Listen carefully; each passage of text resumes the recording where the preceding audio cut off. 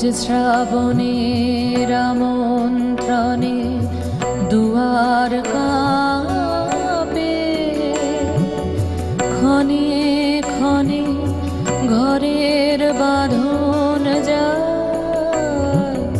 যায় বুঝি আজ টুটে।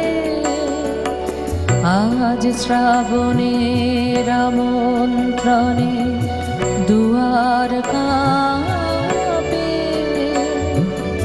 ক্ষণে ক্ষণে ঘরের বাঁধন যায় যায় বুঝি আজ টুটে। আজ